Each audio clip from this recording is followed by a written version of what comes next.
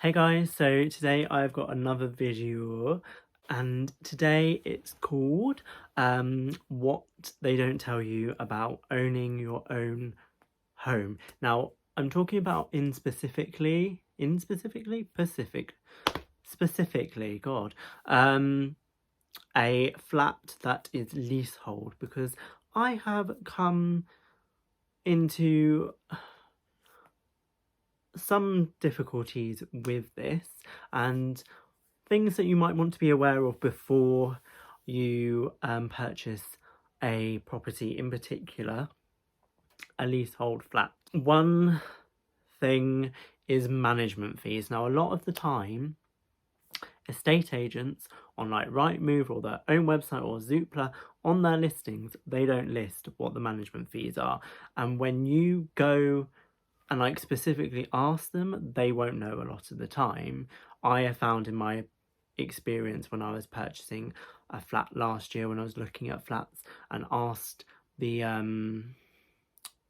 estate agent, like, what's the management fee, like ground rent, kind of that. Ground rent is, I think, possibly always around the same price. Mine is like £75, but your management fee can vary. Actually, that I don't know, that, don't take my word for it, but that's, I think that went up this year, I can't remember.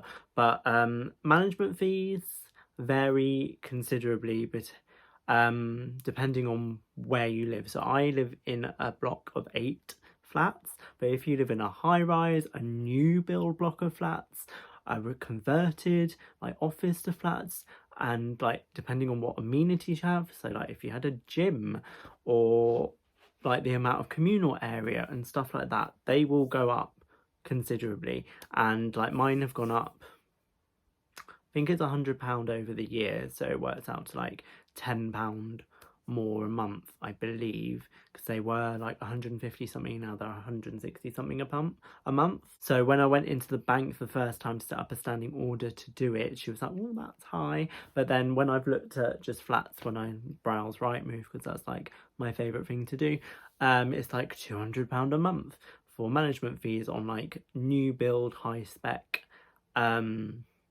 converted office to flats kinds of things. So that's something you need to be aware of. And yeah, I've had trouble with my management company where they've changed it a lot of times. It's gone up. My management company changed throughout my time I've been here, which is only a year and a few months, and it's gone up £100 a year. But originally, when the new company sent in the new quote for the next year, it was like £400 for the year, and I was like, I don't think so. I think you got that wrong. So I sent them an email back saying, are you sure? Because that's very cheap. And then they recalculated it, and then it was along the lines of what it was last year. And then I went in, well, a few weeks later, I got another letter saying, oh no, we've made a mistake. It's actually this price, which was only like a £10 difference. But something to be aware of, number one. Going along with that, leasehold, when you need to contact, like, because I own the flat, but I don't own the building, and they own the building and I own a flat. They call me a tenant even though I own it. It's not like I rent it, but I suppose you kind of do in a way, even though you own it. But like, I don't own the roof. I think you know what a roof is. I don't know why I'm doing that, but that's been the bane of my existence. So about November, October last year, there was a patch on my ceiling that appeared, and I spoke to the management company. There was no charge for me doing that, and someone came out and fixed it. And then when we had really heavy rain, which was like August time 2020, a bigger patch appeared. So I had to speak to the management company, and then they sent someone out. So I can't go to someone because I don't own the roof. I can't go to someone directly and say, can you fix the roof? I have to go to the management company, and then they have to say, find a contractor to fix the roof. This new management company, because it was a different one that did it last year to this year, they said, oh, who used last year? Who was used last year? So I told them, because I had it on text or email or something, who it was. So they phoned them, they came and looked at it, and they said, oh no, it's just the gutter was blocked. But then lo and behold, it's got worse. now. So and they've the contractor they got out, when no one actually looked in my flat till the third visit throughout the whole last year, this year, through the whole of that. And I said to them when they were in my flat, they were half an hour late as it is, and I needed to go to work. I said, do you need to go into the loft to have a look? And they were like, no, I know what the problem is. And then that's when they said, oh, it was just the blocked pipe, because before that they couldn't find anything or something. Whereas, so this was all this information goes through to the management company and then comes to me if they can be bothered. And lo and behold, it's still bad, and my dad's been up into the loft and can see gaps, and there's like black mold and things, like a big patch of it. So that's frustrating, and I'm still in cohorts about this, like 3 months later, trying to get it fixed so that someone can actually fix my roof. And now they're saying, oh, we're inundated. Yes, but I asked in August. But anyway, that's by the by. You have to go through the management agency to get anything done. So like if something happened in the communal stairs, I'd have to go to them. Whereas if I owned a freehold property where, like a house, I wouldn't have to do that. I could just get it done myself. So that goes hand in hand with like damage and stuff, because my ceiling has got worse, but the ceiling is my responsibility. So whenever they get this fixed, I will need a new ceiling patch, which they can just take out and plonk a new bit in. But still, if it should have been fixed last year, why wasn't it? But anyway, moving on to a bit more of a lighter note, like food waste. I left it for 2 weeks and there was flies everywhere. In the summer, should not have done that. No, I'm now very careful about doing that. There was loads of little flies everywhere. Should not have done that.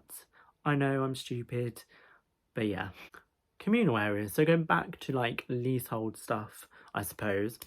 The flat opposite me, there's no one in it at the moment, and they're redoing it inside. And I only share stairs with one other flat, and it's that flat. They leave that in such a mess, and they were there last week doing stuff, and it's just mud everywhere and stuff like that. But I'm not going to clean it at the moment, and there is a cleaner supposedly that the management company pay, because I've seen the breakdown of the fees, that will come in and do cleaning. I don't know if they are coming in at the moment, but I don't want to clean it now because, one, I don't know how much work they've got to do left on that flat, so I'm going to leave it. It's the weekend now. But yeah, communal areas when they're not doing work there is absolutely fine, because no one lives there at the moment, and it's kind of like the extension of my flat. I don't put anything out there or do anything, but it's just like my walkway at the moment. But when someone does live there, there'll obviously be that, and they could leave it in a state as well, and I always have to pick up their post and put it outside their door. And there's been a lot of that. And when there's not someone living there, the person who owns that flat needs to come and pick that up. It can be there for months. On the same line of communal areas, but noisy neighbours, the people below me aren't actually there at the moment, I don't believe, because I've not heard them for literally months. And if they were there, I would know. I would know, because you can hear practically every move they are making. I don't know whether they've got hardwood flooring or laminate or something, but you can hear them tottering around. They're not exactly the quietest people either, so that doesn't help, but I can hear them moving. And they've kind of calmed it down since they were quite noisy at the beginning of lockdown. I don't know whether they were furloughed or not, but the beginning of the first lockdown back in March, April, where they would play music, and I did stamp my feet quite loudly sometimes to make them stop. And like, I'm upstairs, can you not do that? It's quite loud. The walls are very thin, like the ceiling must be very thin. This was built in the 80s. Don't do this, please. So yeah, noisy neighbours. Like, I've lived in halls of residence, I know, and stuff like that. I've lived in halls of residence and a private flat when I was at uni, But that was quite some time ago. That was 2014. So when I started, it was 2011. So we're talking like nearly 10 years ago now. So that kind of left my brain. And I've always lived in like a detached house with mum and dad. So at my parents. So we didn't really have noisy neighbours, I suppose. We did at my mum and dad's old house, where sometimes they would have a garden party outside the boy who lived there, the son, and like my mum and dad would call like environmental health and stuff like that, and I was just like, ugh. But in terms of like hearing people inside a house, I'm not really used to that apart from uni, but I can't really remember that because it's so long ago. So yeah, and it's not just me who don't like them, because when they've played loud music before, and I'm not talking like moderate level, it's like shaking the floor. The people in another flat have come out and said, turn your music off, and banging on windows and stuff. So that's fun. And then the last thing, water, like utilities. I've got two things because utilities are a problem. So first one was water. I had a bill come in from my water company. I pay a direct debit. It's like £17 a month or something because I don't use a ton of water. It's just me on my own. And because they've not been able to read my meter, one, I didn't really know where it was. I found it now. Me and Dad found it. It's like over there on another road. And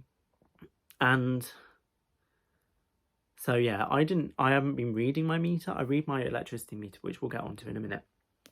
But water meter, I was expecting them to do that because mum and dad's water meter is already always read by the water company. So yeah, I got a bill in and it said you owe this much money, but they didn't never upped my direct debit payment, because normally they would up my direct debit payment to compensate for that. That's what the electricity company do, and I submit an electricity reading every month so they know what the deal is. But the water company never upped it, and it says how many cubic water meters you use and stuff like that. And I was comparing it to my mum and dad, and they're saying it was an estimated reading because no one's been able to read my meter, and I haven't been able to read my meter. Sorry if I'm going really fuzzy, it's quite dark now. Sorry.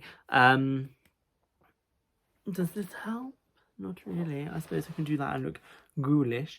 But that is quite annoying. This video is probably going to be very fuzzy because it is filmed on my front-facing camera of my phone. Where was I? Yeah, they were saying that I use more water than my mum and dad do, and there's two of them in a 3-bedroom house. Not quite sure how that works. So yeah, I spoke to them, I found the water meter, we looked at the water meter, and it said 0. So there was something wrong with the water meter. I spoke to the water company. They were supposedly coming out in 90 working days or 60 working days, I think it was, can't remember, to like install a new one or something. And that was back in August time, I'd say. And in October time, it was when those 60 days were up. So I messaged them and said, I haven't heard anything. And then they said, oh no, because of the pandemic, we can't actually give you a time, but leave it with us. But I don't really see how the pandemic is anything to do with that, because it's outside. You don't have to come into anyone's house and they can still work. So don't know. Electricity people, I got a letter the other day to say, like a debt collection agency saying you owe this much money for a period of time when I didn't even own the flat, in 2018. So that was fun. It was only £25, but still only £25. It's still £25. Obviously I'm not going to pay it. And what was I going to say? It's because the electricity company has been taken over by another company, so now it's like a subsidiary of that company. So I guess they're collecting the bad debts from the company that I use my electricity with. So, ooh, let's do that. It's very ghoulish. It's gotten very dark very quickly, but it is winter. So yeah, I emailed them because there was an email thing on there saying I did not live here, did not own the property during that time. So it's not my fault, you need to find out. And I said you need to contact whoever I bought the, I gave them the details of the estate agent that I used, then they need to contact them to find out the previous tenant or owner, basically. And they said, well, you need to submit some evidence to say that you didn't live there. So I had to submit my, like, what is it called? Not closed contract, something like that. What is that called?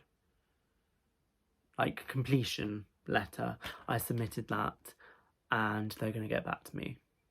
So yeah, that's what they don't tell you